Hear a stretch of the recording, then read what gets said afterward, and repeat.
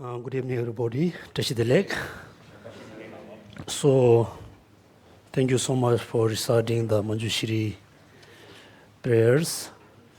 So, it is so important. Every morning, you can recite the mantra of the Manjushri. Definitely, you can get, lot of benefits. The benefits you can get or not. Also, it is very much depend on how much you believe in. Without believing, like Manjushri, if you recite the mantra 100 billion times, I don't think you can get any benefit. Therefore, so important to recite every day in the morning, particularly recite the mantra. Then it increase your wisdom and increase your memory. So before we start the topic, please everybody set up the right motivation. The right motivation also very much depend on you, what you want to be. The highest goal as a Mahayana practitioner, as a Mahayana follower, just wish to be Buddha, not only your own benefit for all sentient beings. This is the highest goal you wish to achieve. The second, if you think, it is so difficult to be a Buddha, it takes long time. I cannot be a Buddha, I wish to be just Arahat, fully liberated from samsara, then you should think, I'm going to practice, study the Dharma in order to be Arahat, only in order to benefit myself. This is a medium kind of achievement. Then third, you should think, in this life, I'm okay. I have a place to stay, I have a food to eat, I have enough clothes to wear, I no need to worry much about this life. I want to be happy in the next life. Then you should think, I want to study, practice the Dharma in order to be happy in next life, after next life. Also, if you are very concerned about this life, then you think, I'm going to study, practice the Dharma in order to happy this life. So please, set up the right motivation according to your wish.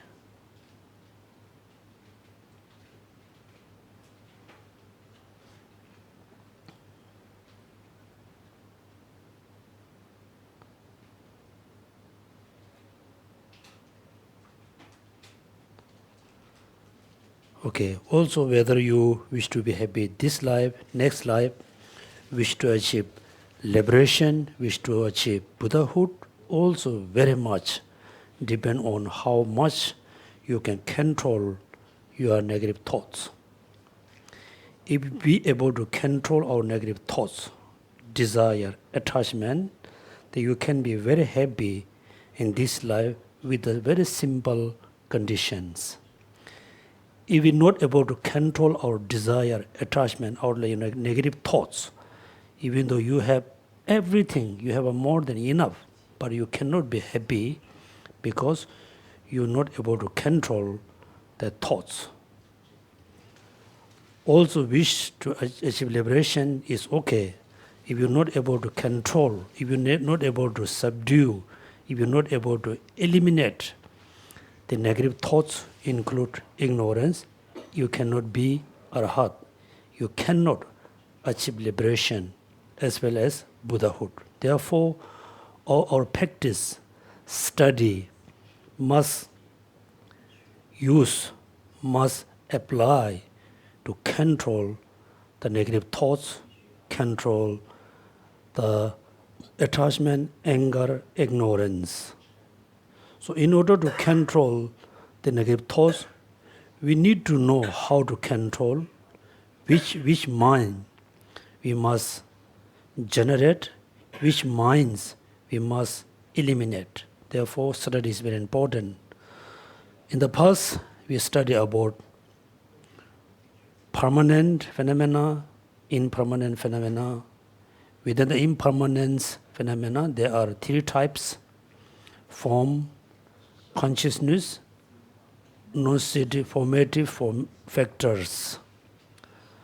So, form, consciousness, nocitive, formative factor, first we need to learn based on the external phenomena, based on we can see, we can feel it. For example, sound, smell, taste.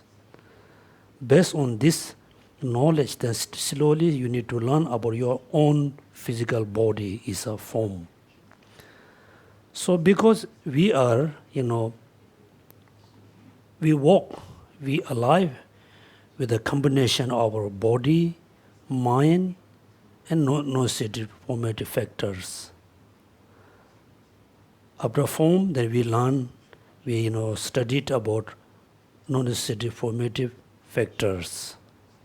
That means all sentient beings, or human being, or Buddha, Bodhisattvas, all of them include into nocitive factor, nocitive formative factors, right? So here you must remember the definition. Also remember how many types of non-nocitive formative factors. The most important, you must able to recognize, who you are, how you exist. So you are exist merely depend on 5 aggregates. Then when we say 5 aggregates, then you must remember what are the 5 aggregates, right? 5 aggregates. Then also at the same time we learned conditioned, unconditioned. All conditioned phenomena subject to change, right? Subject to change. When you think that way, because my body is a conditioned phenomena. My minds, I'm not saying mind, my minds are conditioned phenomena. Me also conditioned phenomena, because it is depend on many factors, many conditions, therefore arise from causes and condition. Once you fully understood, yes, all conditioned phenomena arises from causes and condition, therefore all conditioned phenomena subject to change.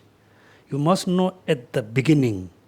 Then something happen in your life. When you lose your dear one, you won't have a really very unbearable sadness, because many years ago, every day, my dear parents, my dear friends, my dear children, my expensive object is going to change. One day is going to disappear.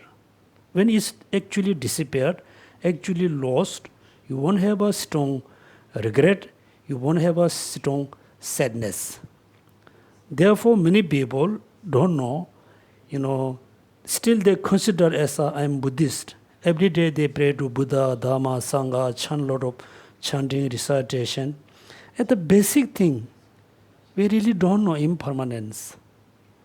We don't know all conditioned phenomena subject to change. Therefore, one day something happen that you feel so upset. You have a strong regret. And also you got so angry, because we really don't know the basic thing, impermanence. Then when we think about impermanence, there's two types, right? Kinds of two levels. One is the gross impermanence. Impermanent, we can see, for example, the rice field, the trees start to grow in the spring, rice, slowly. Then you can see flower, fruits, and in the autumn, everything has gone. No more green leaf, no more green grass, no more fruits. This is very gross.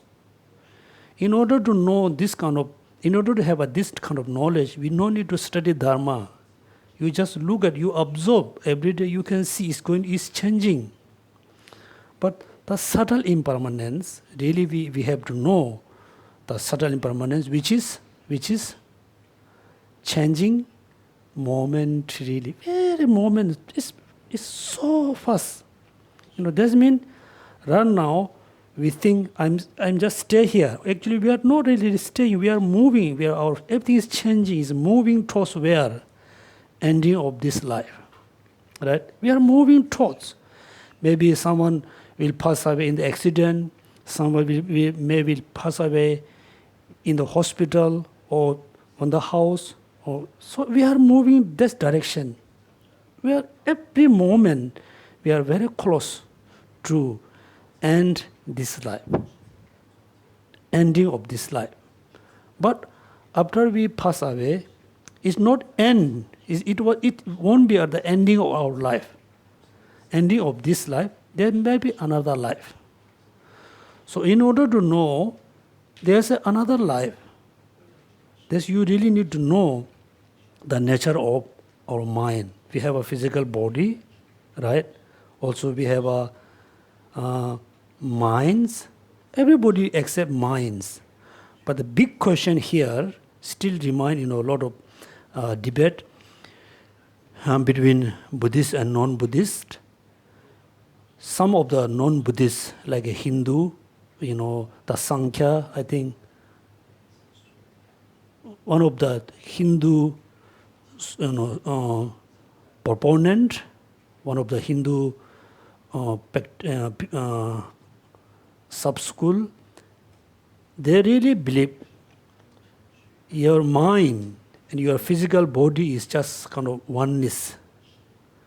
When your physical body burn in fire, or when your physical body disappear, the consciousness also disappear. It look like wall and painting on the wall, right? When you destroy it, the wall, the painting can be destroyed. And also alcohol and the alcohol and power. Can we say power or alcohol? What do you call alcohol? When you drink, you get drunk. Right? When you drink water, you cannot be drunk. What do you call is spirit? Okay. Yeah, spirit, whatever, energy. Look at all alcohol and energy of alcohol. When you drink alcohol, you get drunk. When you boil the alcohol, if you drink, after you boil, if you drink, you cannot be drunk. Because that means the alcohol and the energy alcohol is, you look like oneness. So some of the Hindu school, they don't accept the mind is separate from the physical body. Right? Also, according to the modern science, modern what you call the neuroscientists, many neuron scientists, they still have a doubt. The mind is not separate, the brain is kind of brain function. As a Buddhist, we really need to study in the deeper level, very precisely. You really have to prove yourself. Yes, I have a mind. The mind is totally separate from the brain. My brain is totally dead. Still you have to prove the consciousness is still there. If you're not able to prove yourself, then it's so difficult to believe in next life. Therefore, after the form, so we need to study about the consciousness. And now we have to study about, do you remember what? Okay, without opening your book, can you tell me The 6, please close to your book, also notebook. No more laughing, huh? Serious. Okay. Look at me, please. Look at me. How many types of causes? 10. What's the number 1? Number 2? Huh? Abiding. Number 3? Number 4? Number 5? Number 5? Number 3? 3? Number 2? Number 6? Prevention. Number 9?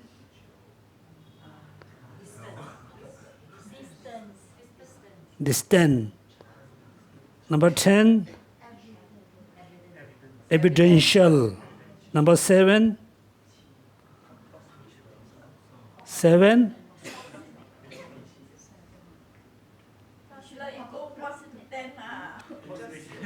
Okay, OC 老师，你不是老师，听得懂吗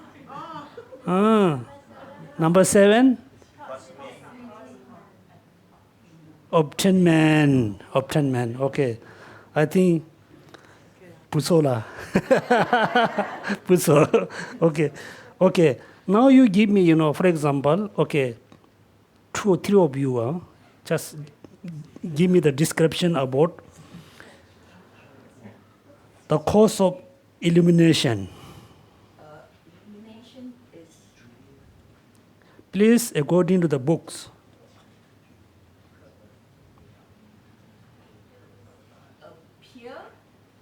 appearance. According to the book.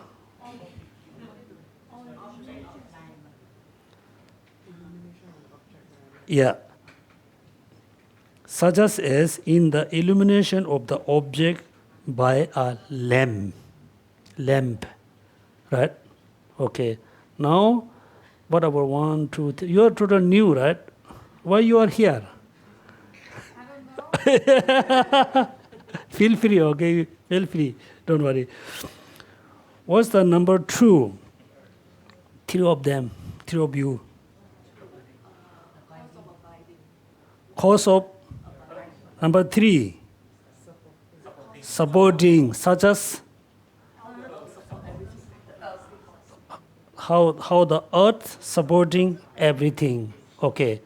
What about the 1, 2, 3, 4? What is the number 6? Cause of prevention, such as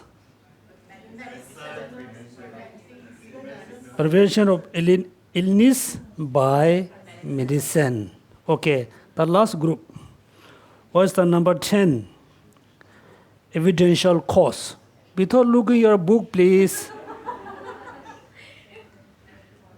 Evidential cause.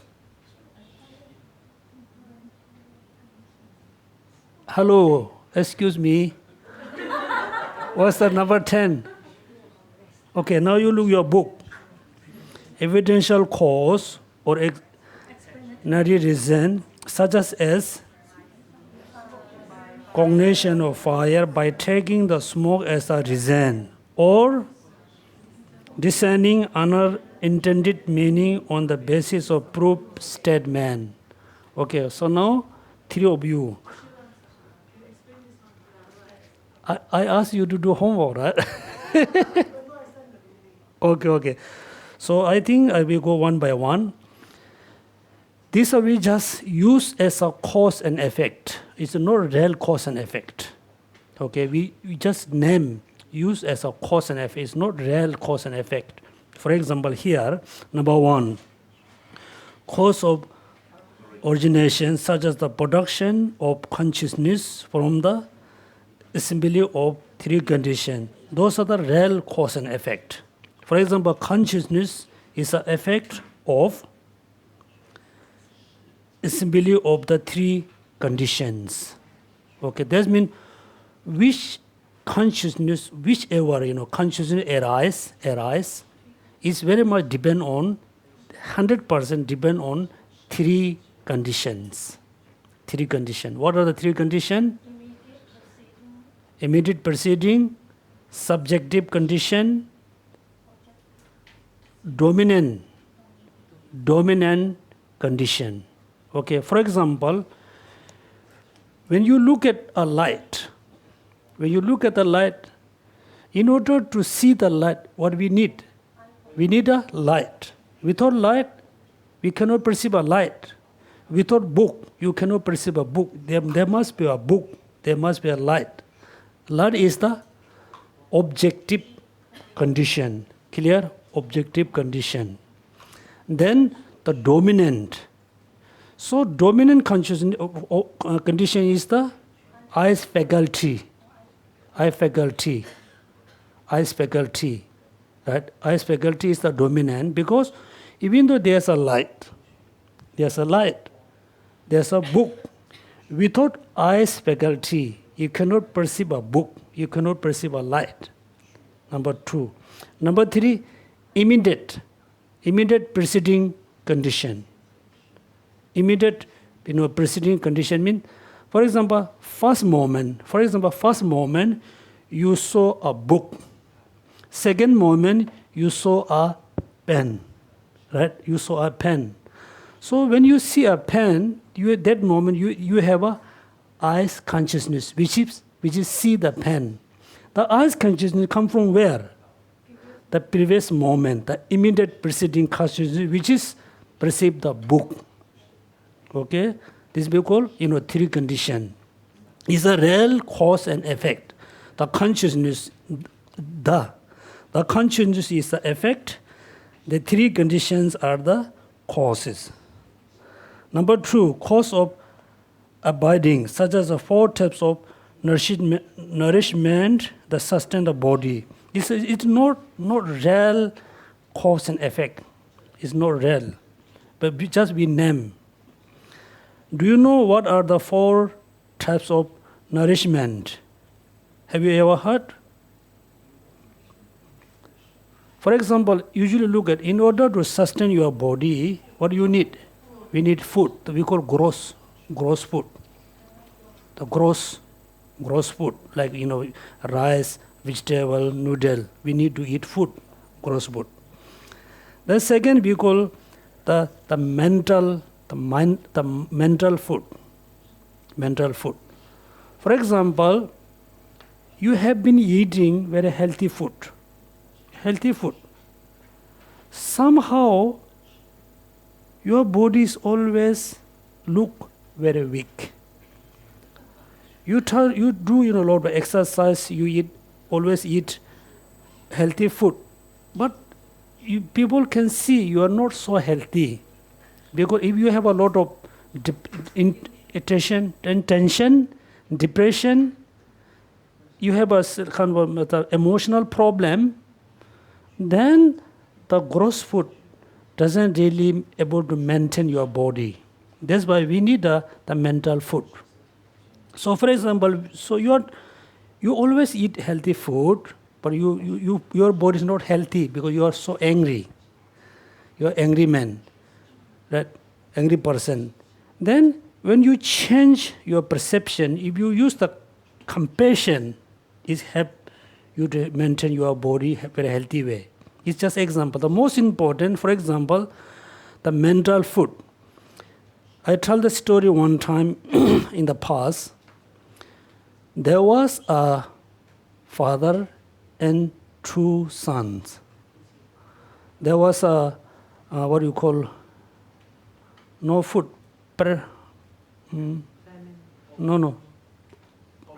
poverty. There's a huge poverty. There's no enough food to eat. The father has only empty bag, empty container. But father didn't have any rice, any barley, nothing. But the father didn't want to see his son, 2 sons is dying in front of him. Then what he did, he just fill the sand in the bag, completely full, sand in the bag, and he closed. Then he told the son, this is rice. This is a rice. You should not open until I come back. Come back. Then the father just left. So the two son was waiting for few days, I think few weeks, because they know father is coming back. Their father going to cook rice for them. Then one day, the elder son said, I don't think our father is coming back. We are so hungry. Why not we just cook the rice? When they open the bag, what they can see? Could see sand. Right away, when they open the bag, both children died because they became hopeless. They survived because the hope, because the mind is there. Number one. Number two, I think in our life, you have seen many people, many people in hospital or it's very critical condition. The doctor say, oh, the person will pass away today or tomorrow within a few days. The person is still in a very critical condition.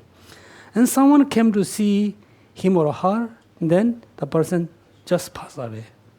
Because the person was waiting for someone to come to see him. The mind is so strong.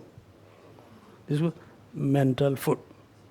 The third is the food of the meditation. Meditation.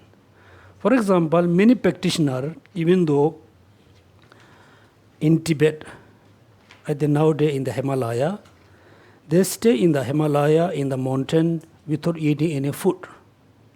They do, a lot of meditation. They survive based on the meditation. This is called meditation food. Another food, for example, I think like massage, exercise. This thing also we include into the food. In order to sustain our body, we need to depend on the gross food. Also, we need to depend on the, the like massage thing. Also, mental food, meditation food. There are 4 types of food. Those are not really cause and effect each other, but we name. Number 3 is supporting, such as how the earth supports everything. Right? We know this very well. Cause of illumination. In the illumination of the object of lamp, so when you lit a lamp, it illuminates the darkness. It still be cause and effect. Prevention is quite easy. 7, obtainment, how the medicine help, these are quite easy. So which one you really understand? The direct. The proximate cause, such as the direct cause. For example, simple analogy, direct cause. For example, your mom, our mom is our direct cause. Our grandma is our indirect cause. Grandma produce our mom produce or give a birth us, right? That means indirect cause. Our grandma is our cause, not the direct, indirect. Then number 9 is distant, indirect cause. Same thing right now, mother is our direct cause, grandma is indirect cause. Evidential cause is quite important, or explanatory reason, such as the inferential cognition of the fire by taking the smoke as a reason. So evidential cause. For example, when you see smoke, what you can think? There must be a fire. This will, evidential effect, evidential cause. Or descending another intended meaning of the basis of the proof statement. This is very similar meaning. Now we go a little bit furthermore. In general, evident cause mean reason, and in some contexts, as a single cause may be posited as a both. Both mean which both? Explanatory reason and productive cause. Productive cause. Okay, one single phenomena we can use both. For example, in the text of the Pasangika Madhyamaka, right? Madhyamaka has 2 sub-schools. the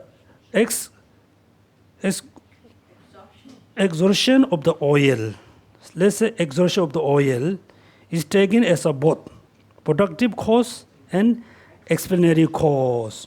When you see the oil is going to exhaust, right? When you see, you have there, you can see the oil lamp. It has a very little oil.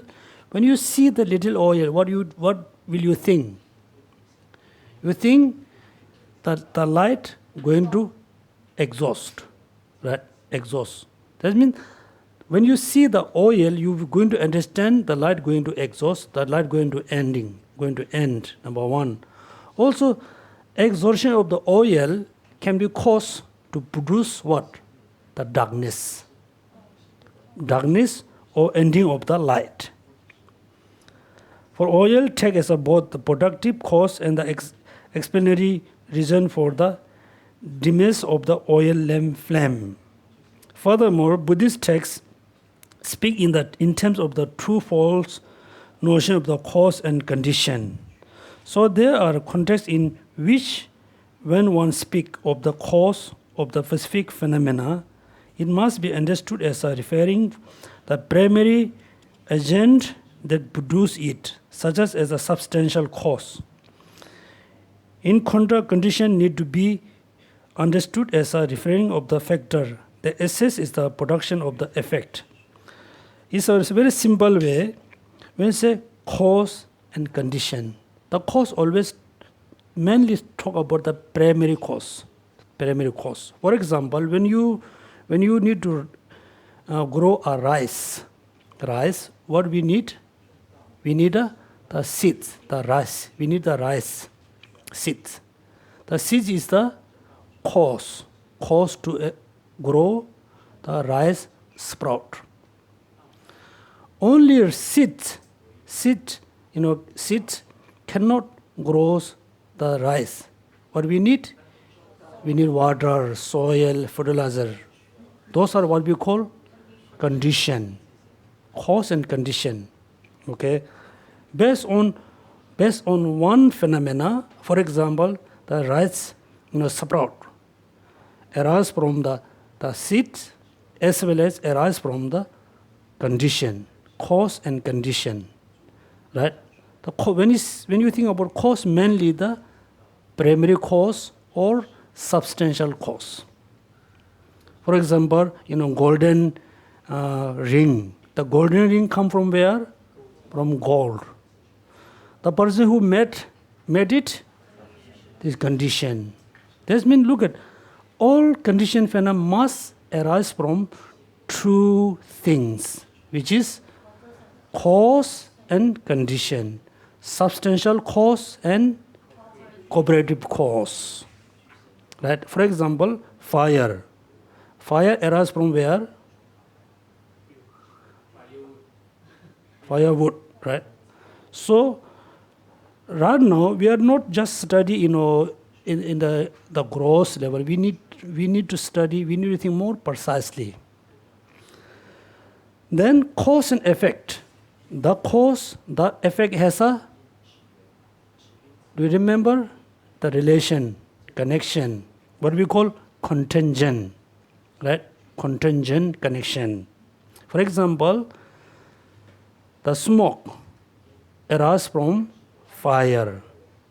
Without fire, there cannot be smoke. There's a very important connection, right? We call contingent relation, cause and effect, and cause and condition. The next, therefore, when the cause and condition of the specific phenomena are differentiated, then cause and condition are not equivalent in meaning. That means, don't confuse here. Look at. Then the cause and condition are not equivalent in meaning. Right? In meaning.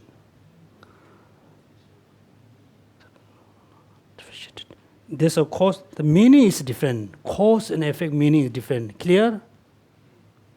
Then next, look at.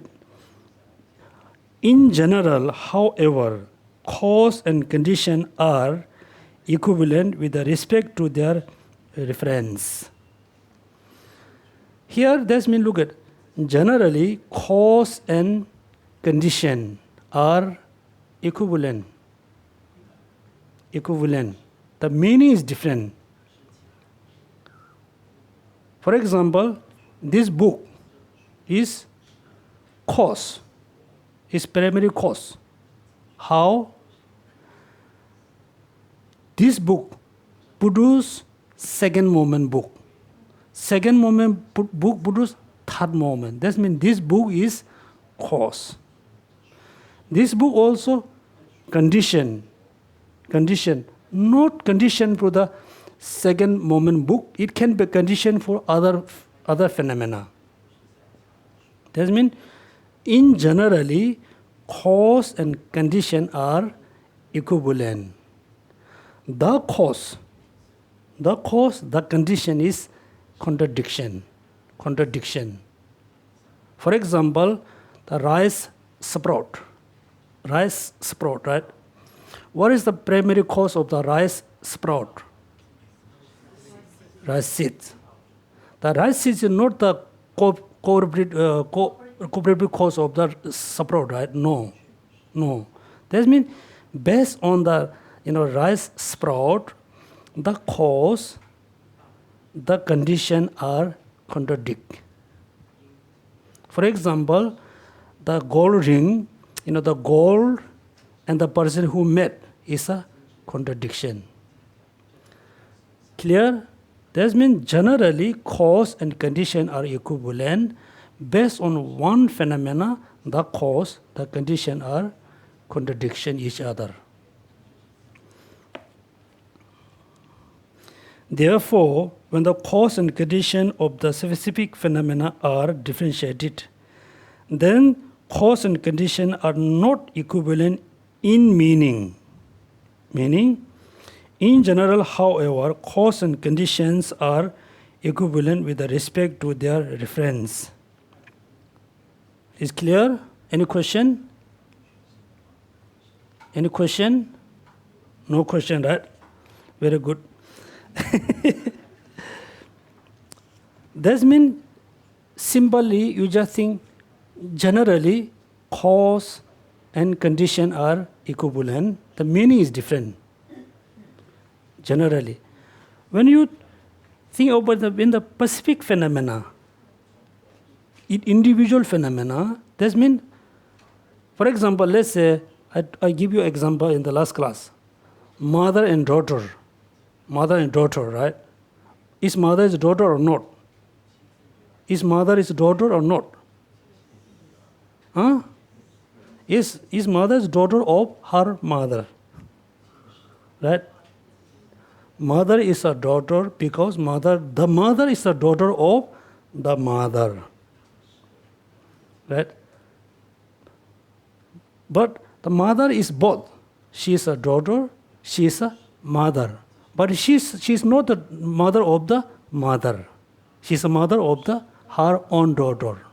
This means, look at, sometimes we say mother and daughter is, like a equivalent. Sometimes you can see, when you go individual, then mother and daughter is contradict. For example, your mother and your daughter is contradict. But your mother is a daughter, your mother is a mom, is both. Therefore, regarding the classification of the cause and condition, the various presentation in the phone in the text. For example, according to the Vibhashika system, there are presentation of the 6 causes and the 4 types of condition, such as the causal condition, objective condition, dominant condition, and immediately preceding condition. Please remember these 4 conditions. Given that this 6-fold qualification of the cause is specific viewpoint of the Vibhashika school, we shall discuss this later in the section on philosophy. Similarly, since the presentation for the 4 conditions is most closely related to how cognition arises, we shall discuss this later in the presentation of the subjective mind. Right? That means the 4 condition is most related to the consciousness. consciousness. Therefore, this is explained in the later. In brief, generally, when classified from the perspective of time, cause are twofold. What are they? Cause and indirect cause. And from the perspective of way in which they produce their effort, cause consists of both substantial cause and cooperative cause condition. Now, substantial cause, primary cause are, you can think, is very similar, synonymous. Then condition, secondary cause, cooperative cause are synonymous based on individual phenomena. The direct cause is defined, the definition. The direct cause is defined as, please read, direct producer of it effort. It, don't miss the it's. Right? The direct producer of its effect. For example, fire is the direct cause of smoke, which is its effect, and is called the direct producer of the smoke. That is its effect, because not other cause intervene between the fire and its immediate effect. Is immediate phenomena. Indirect cause is defined, please definition, sir, of its effect. For example, firewood is the indirect cause of the smoking. Now here, you really need to know, you should not say, the firewood is the indirect cause of smoke. He's talking about the firewood and the smoking, the smoke. Usually, smoke is not the effect of the firewoods, right? So what is the cause of the smoke? Just say fire. You should not say firewood. Because smoke can be, come from the firewood, can be come from from the gas, can be come from different condition, not necessarily come from the woods. He's talking about particular, the smoke, the fire, which is the firewoods. The next sentence, the substantial cause are defined, please. Producer of the substantial effect within its own substantial continuum. This is very important. Now look at what does mean substantial. The principal producer of its substantial effect within its own substantial continuum. Right? For example, first somebody has a golden earring. Second, somebody transform the earring as a ring. Right? That means look at the gold first as a piece of gold, then transform as a earring, third transform as a ring. But the continuum is still gold. Doesn't matter, who made it. Still is a continuum of the gold. This was substantial cause. Alternatively, it can be defined as which primarily produce the essential nature of its effect. That means now substantial and alternatively primary cause, substantial cause. For example, rice seed is the substantial cause of the rice sprout, which is its effect, and clay is the substantial cause of the clay vase, which is the effect. So first you need to know, based on the external phenomena, what is substantial, what is the primary and substantial, what is the secondary, what is the cooperative, based on the external phenomena. Now you think, internal world. So we have many different kinds of minds, many different kinds of thoughts. For example, everybody get angry. That means when we get angry, what's happening? What is going on? Anger arising. That means you can name anger or whatever you name, doesn't matter. One kind of mind is arising. right? Arising within your mind stream. When it's arising, it give you pleasant or unpleasant? Unpleasant, right? Unpleasant. Therefore, that's why we name negative. Negative, because it gives you the negative impulse, your negative effect. So, when you are very compassionate, when the compassion arises, it gives you positive or negative impact? Positive impact. When you got the positive impact, you feel happy, you feel peace. Right? Peace. Now, what are the substantial cause of the anger? What are the substantial cause of the compassion? Substantial. Then cooperate. So, for example, let's say right now, everybody is very peaceful, very happy. Suddenly somebody say, hey, what are you doing? Are you crazy? All of you are crazy? What do we feel? Angry. Angry. We get angry. The angry arising from where? Within our mind, within us, within us. So what's the substantial cause?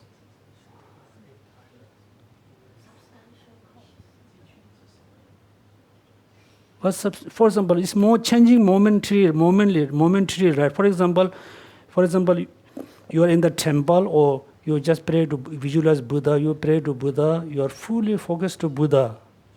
And behind somebody really, criticize you. Suddenly you get angry. Angry. Before angry, you have strong faith or strong kind of like a pure mind. Second, get angry. Angry arises from where? The previous mind, which is the faith, which is the compassion. Which one? Let's say, first you have a strong compassion towards your friend. Your friend. You are very compassionate, very patient with your friend. And you offer food, you give a support. Suddenly your friend, show in a bad altitude towards you. Then you get angry. Get angry. Angry come from where? From the compassion or where? You should not say, no, this thing, because you have to know through your own experience. And this own experience, right? Therefore, in Buddhist philosophy school, there's two different kind of idea, two different views. Some master says, all the mind, the continue is same. First, you have a compassion towards your friend. Second, you get angry. The compassion transforms as a angry. Then you are very angry towards your friend. And second, your friend change the altitudes. Then again you like it. That means first compassion, second angry, third again compassion. That means some Buddhists say the mind is just one mind is changing on different situation. Okay, one. Second view, no, we have many types of mind. When you get angry, the compassion totally dormant, lay dormant, is surprise. Because anger becomes strong, compassion becomes weak. Compassion becomes strong, anger becomes weak. This means compassion and anger is totally two separate minds. That means compassion has its own stream, anger has its own stream. Each man has a different continuum.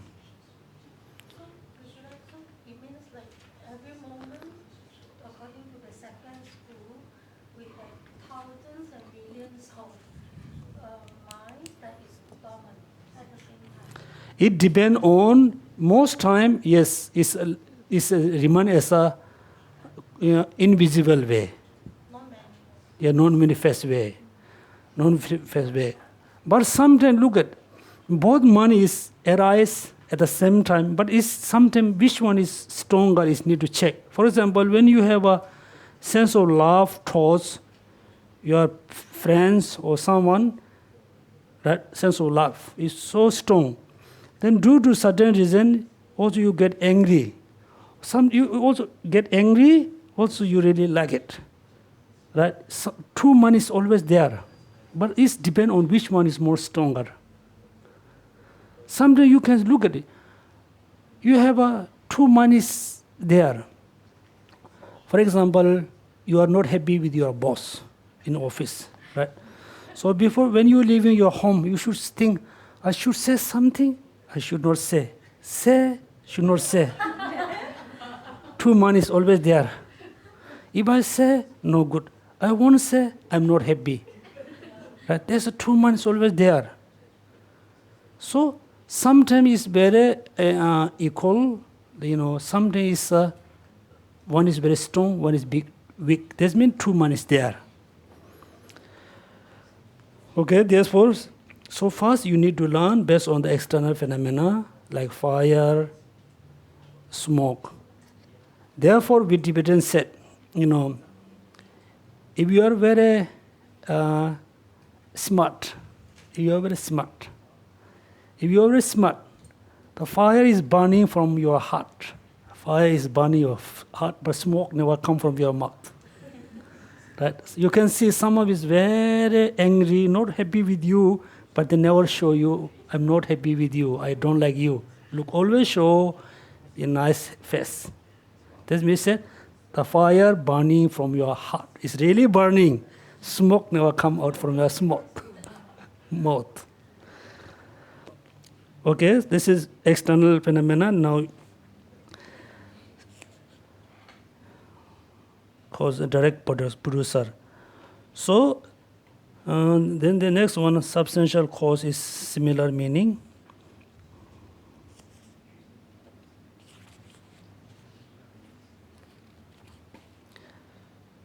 Principal producer, substantial seeds. Okay. Next, after the quotation, the cooperative condition is defined that which is primarily produced is cooperative effector effects outside its own substantial continuum. Alternatively, it can be defined as they have primarily produced the attributes as a opposite of the essential nature of the effect. For example, water and fertilizer are the cooperative condition of the sprout. Now here you can see, for example, water is cooperative condition of what? Sprout.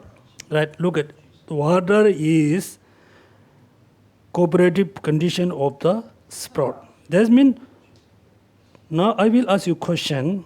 Is water is a substantial cause or cooperative cause?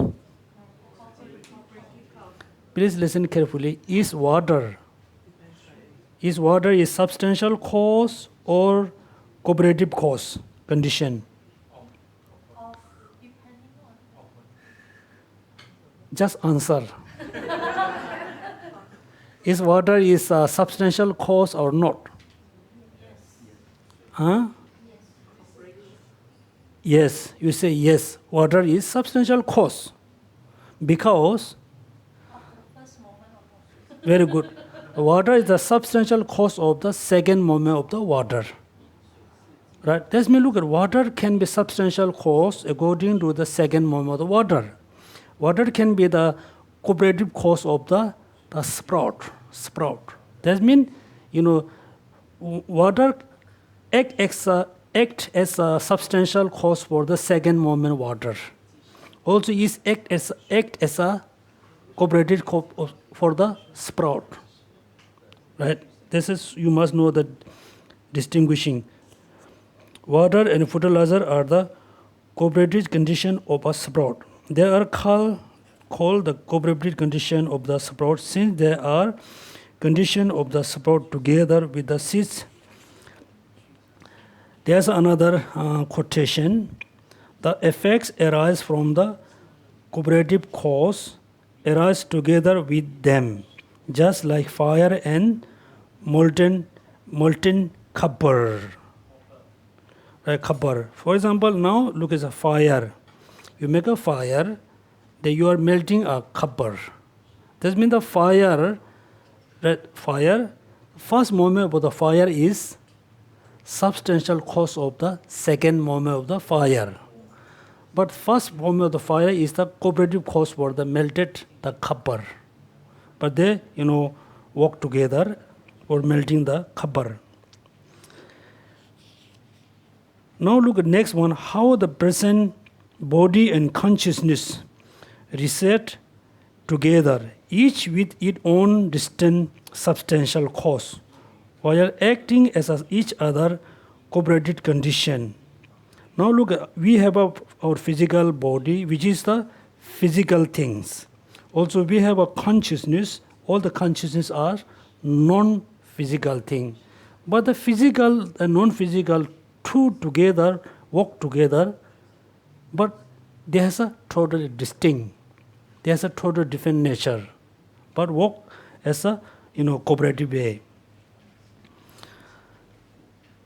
Analogy, although the melted copper and the fire that have arisen from the preceding moment of the fire and the copper are not substantial cause of each other, they still reside together.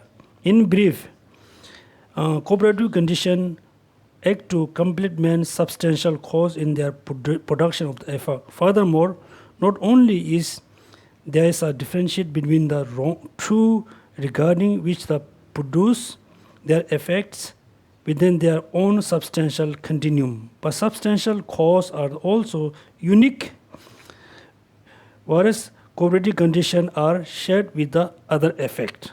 That means substantial cause will always be unique. For example, you put two seeds. One is the rice, one is the apple. Rice and apple. You put one pot. Then you add water, soil, everything. But the water can grow both. The soil can grow both sprout. But the rice seeds only grows the rice sprout, not the apple. That means, the substantial cause always produce their own continuum. Right? That means the substantial cause never shared their uniqueness. The cooperative can share produced, two different things. Okay, then there's nothing to explain sense and nature of the effect with the cooperative conditions. Okay, then there's somebody has a question, what is the difference between internal phenomena and external phenomena? Actually, these words translate from Tibetan language. In Tibetan language, it also translates from Sanskrit. That's why we Tibetans always use the chi. Chi, nang. Chi means external, outside. Nang means internal or inner. Chi, nang. That means within the external and inner include all phenomena. All phenomena. Okay, all phenomena. For example, the sound is external phenomena. The feeling is internal phenomena. Five faculties are the internal phenomena. Right? The water and all of these include into external phenomena. That means internal, external means the thing which is conjoined with the consciousness we call internal. The thing which is not conjoined with the consciousness we call external phenomena. For example, thus whether something is external or internal phenomena, it is through the combination of both substantial cause and cooperative condition that they must arise. That means all conditioned phenomena must arise from both, which is substantial cause and cooperative condition. For example, in order for a sprout of rice, it must do so independent on the accumulation of many causes and conditions, such as a substantial cause, the seeds, and cooperative condition, water, fertilizer, and so on. A solitary seeds cannot produce a sprout. And without the seeds, water and fertilizer alone cannot produce the sprout. So based on this, analogy, now what we need to learn. For example, when we get angry, we know the anger is arise. The anger is not arising just the previous, the moment of the consciousness. No. You need a, other corroborative condition. For example, first, when you are in deep sleeping, we believe you have a still anger, you have attachment. Without having any other condition, the anger cannot arise itself. Anger is there. For example, somebody said bad thing about you, then it causes to arise anger. That means anger cannot arise just only based on the consciousness. It needs the external condition. Also, anger cannot arise just only depend on the external condition. Also, it depends on the internal condition, the previous, consciousness. This means you can say how anger arises. Same thing, compassion, how the compassion arises. Also, two conditions, substantial and cooperative condition. Right? This you can learn how to arise. Now look at, there's the condition, this here is said, solitary seeds cannot produce a sprout, and without seeds, water and fertilizer cannot produce the sprout. This applies other condition phenomena. That means, in order to arise in positive minds or negative minds, it depends on many condition. That means, based on our daily experience, when you get angry, I think in our life we have a big problem because of the anger. When you get angry, when anger arises, what we think? We always think, because I'm angry, because that person, those person, we always pointed outside. We never think half from my side, half from other side. If you know, I'm getting angry because it depends on also me, my mind, right? My mind. If you're able to control your minds, then doesn't matter what other people say about you. They criticize you. You're not getting angry, right? Therefore, when we're facing any kinds of problem, you should not look just one condition. We need to look into many different conditions, many different causes and conditions. So, also we must know is arising depend on many conditions. Also we must know it must reduce depend on many conditions. Therefore, when look as a Buddhist, we have one problem. When we have a problem, when we're facing any kind of problem, sufferings, first we remember to pray to Buddha. I'm not saying it's not good. It's good to remember Buddha. When you remember Buddha, you must remember his teaching. Not only remember teaching, you must remember his teaching like a medicine. Right? His teaching look like medicine. When you get sick, what you remember? You remember doctor. When you remember doctor, I'm going to see doctor, I get the prescription. Not only prescription, you need the medicine. You need to eat. Therefore, when you say, I take refuge in Buddha, remember his teaching, remember the meaning, remember to apply. Otherwise, you just remember Buddha, it doesn't work. Really doesn't work. It's same thing when you get sick, you're really seriously ill. There's one of the famous top doctor in Singapore. If you just call his name, oh Mr. Bin, please heal my sick. You cannot, right? You go get prescription, buy the medicine, and take the medicine. Otherwise, we are really doing totally wrong kind of things. Condition. Then there's an analogy. children of the good families. Is saying the same thing, like in the Heart Sutra, do you remember? Lineage of the daughter, lineage of the son. Right? It's some children of the good families. It's meant, it's talking about his disabled. It is like this. Consider of the example of the son of the Lord. It is arising, it does not come from anywhere. In its ceasing, it does not go anywhere. Nor does it relocate it anywhere else. From it arising depend on the assembly of the causes and condition. It is relies on the causes and it relies on the condition. So this means the sound. For example, also we must know this story.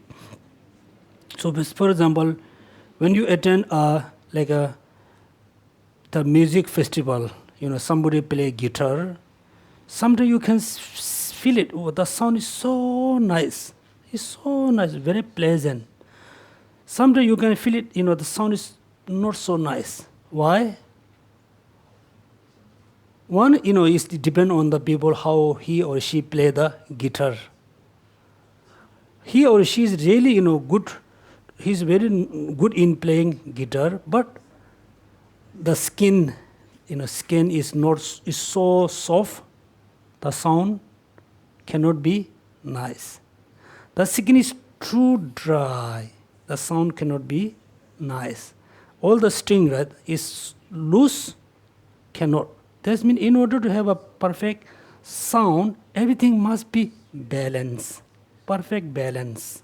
Balance. Something wrong, something is incomplete, whole thing become very incomplete. Therefore, when we practice Dharma, must remember at the beginning, motivation. In between, the continuum of the effect, effort. At the end, dedication. Also, when we do practice of, like emptiness, meditation on emptiness, meditation on compassion, sometimes you have a perfect object to meditate on it. But your mind is not so clear. That means it's also incomplete. So these analogies tell you everything must be complete. If you have a complete condition, the result must be very complete. Within the condition, one is missing, the condition is, the effect is still there.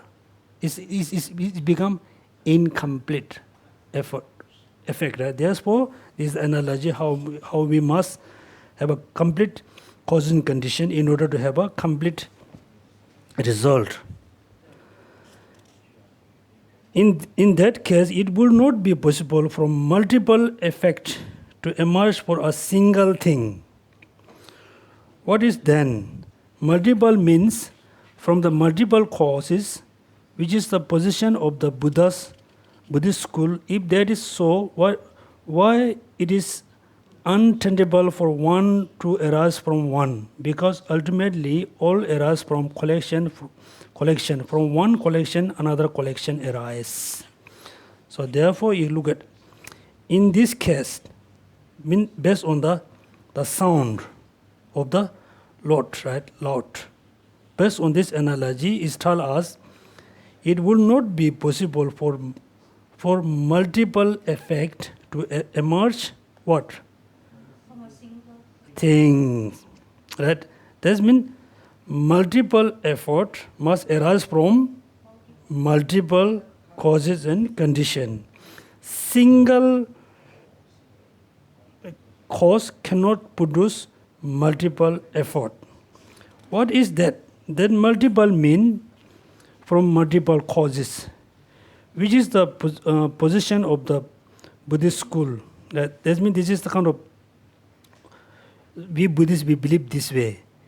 If that is so, why is it untenable for one arise from one? Because ultimately all arise from collection from one another collection. That means we don't really believe one single cause produce multiple effect, right?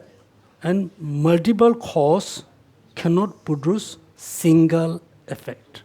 For example, we say, I put one seed. We say I put one seed, is grow, a sprout, there is grow so many branches, it can grow a lot of fruits. Right? We say we put one seed. We can see the one piece of ground, but we cannot see how many millions of what you call millions of particle within the seeds. It's really amazing. Look at, for example, we have just one piece of mango seeds. Is we put in the ground, after 2-3 years we can have a mango tree. It has so many branches. It has so many leaves. It has so many mangoes. Then it becomes very big, huge tree, right? All the huge tree, big tree arise from one seed. We say one seed.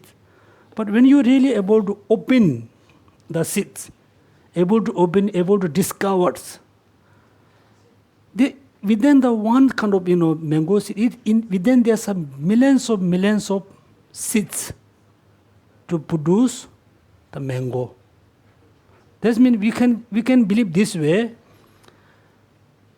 Billions years ago, there was just one piece of mango seed.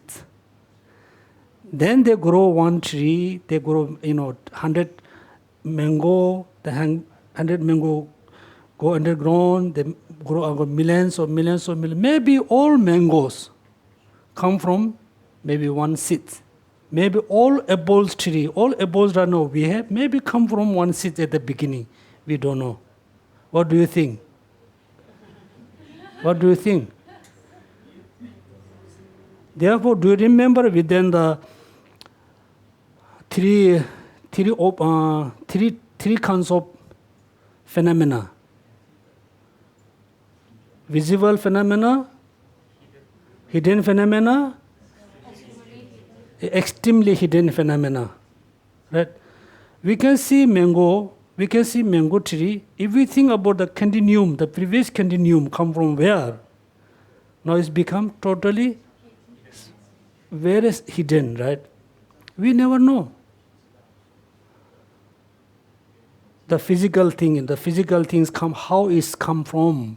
Therefore, His Holiness Dalai Lama, he wrote a book, the name, The Universe in a Single Atom.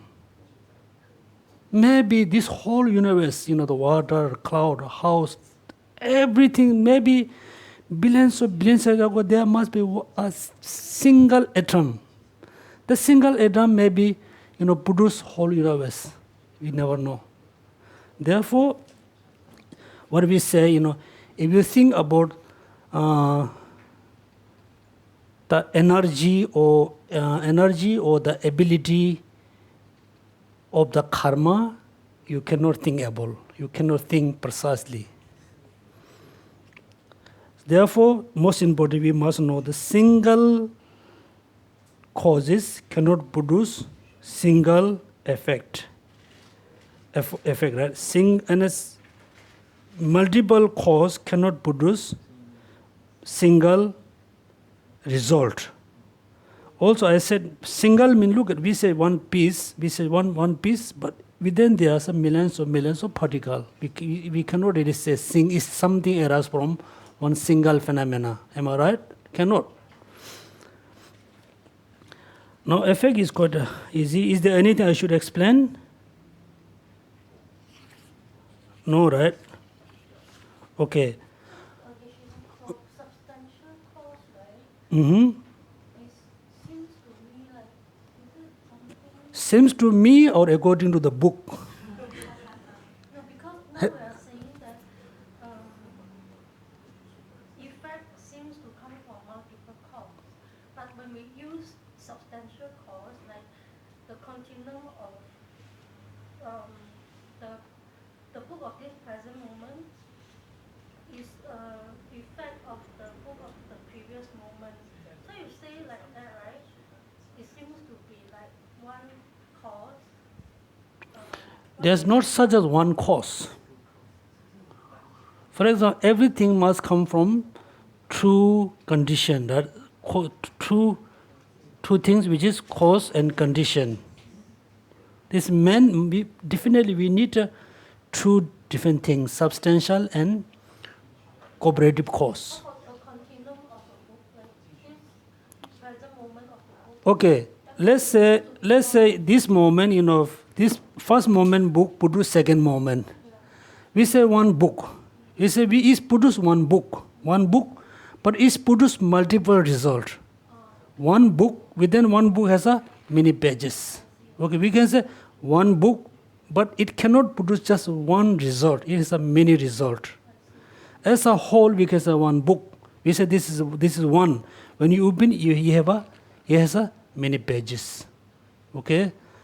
So next, we don't have a lot of time. Unconditioned phenomena. Page number 159, right? Conditioned phenomena. The second is unconditioned phenomena. In general, there are two main categories within the knowledge object. Those that are conditioned by causes and condition and are subject to change. Those that are not conditioned by causes and condition and are those not subject to change. The first of these two are conditioned phenomena, where the second are unconditioned phenomena. Unconditioned phenomena are defined. Definition, please. That which is devoid of the characteristic of arising, enduring. Okay, this is the definition of unconditioned phenomena. Look at that which is devoid of the three characteristics: arising, ceasing, enduring. Those are the three characteristics of the conditioned phenomena, right? Then which is no. Arising, ceasing, enduring are the condition characteristics of the conditioned phenomena. Which is devoid of these three, we can call unconditioned. Unconditioned phenomena and permanent phenomena are equivalent. In the lower Abhidharma system, such as that was Vasubandhu, for example, three types of unconditioned phenomena are mentioned. Number one, space. Number two, cessation. Number three, cessation. So when you read a book in the future, these words come very often. Analytical cessation, non-analytical cessation. Now we study a little bit about the space. Right? We have been talking about space permanent. What's the definition?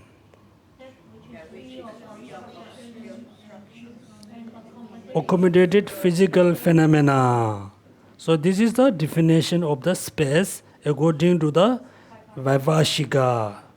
Look at now, space means free of obstruction. Look at, when I move my hands, it cannot touch anywhere. That's free of obstruction. Not only free of obstruction, accommodated physical phenomena. Look at, now it's an empty space. I can put a book. Second, I cannot put a book, cannot put anything, because the space already occupied by the book. That means there's no space. The roughly, if you debate very precisely, yeah, you can debate. That means space means free from, totally free of obstruction and dated physical phenomena. Please, everybody, remember all the definitions. Okay, if you don't remember all the definition and the branches, then I don't think after 1 year you cannot see you got the good knowledge about the science and philosophy. Please remember all the definition. Space. The assert space to be permanent substance is a very unique view from the Vaibhashika. Substance that does not obstruct physical phenomena and in turn is not obstruct by physical phenomena. That means it itself is not obstruct, although a physical phenomena cannot obstruct itself. However, they assert the space eliminate which is a part of the 6 elements to be visible form having the nature of the either light or darkness. According to the Vaibhashika, The space is substance. Among the 6 elements, visible form. That means that now, according to the Vibhashika, space is the definition is same as our common sense. Let's say in between, right? Between this place, between this or that, just empty, we call space. Right? According to the Vibhashika. Because when we off the light, the space become what? Darkness. When we on the light, the space become lightness. That means they say space is kind of, substance. It can be something become darkness, something become lightness. That means it's a substantial, but still permanent. According to Vibhashika. However, they assert the space elements, which is part of the 6 elements, to be visible form having the nature of either light or darkness. Other Buddhist school, now look at, beginning with the Sudantika school. The definition. What's the definition? Non-implicative negation. Look at now, the definition become more difficult, right? What is the referred to space is in terms of the non-implicative negation, which is the mere absence of obstructive contract. This is the the real definition of the space. Please remember the definition once more here, which is the mere absence of obstructive contract. Because in Tibetan language we say there's a 2 meaning, right? Contract and obstructive. Contract. So, for example, when you try to touch, you cannot touch. Right? You cannot touch space. Also, absence of obstructive. This is the definition of the space. I think we can stop here for you as a homework. Please completely read, the 2 pages about the unconditioned phenomena.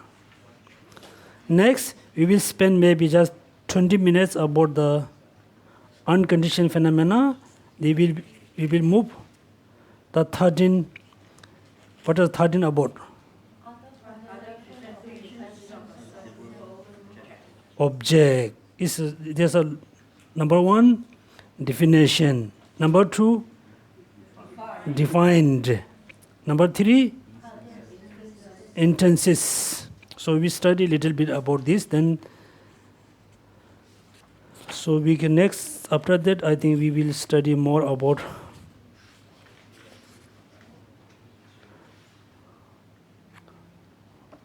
what's the chapter 14, one and many. It is according to chapter 14, right? Chapter 15. What's chapter 15? How cause matter is formed. Huh?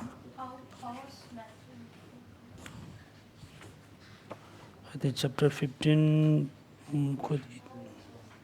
Okay, so chapter 11, chapter 14, 15. How cause matter and formed. Yes, very important. Subtle particles are very important. I think next we will spend more time and also go a bit slower. Okay, so we can stop here today class. So do you think this class is quite useful or totally useless? No, be honest. Useful? Okay. Otherwise, we can maybe in September we can have a new class, new lesson. If you think it's useless, if you think useful, we can go slowly.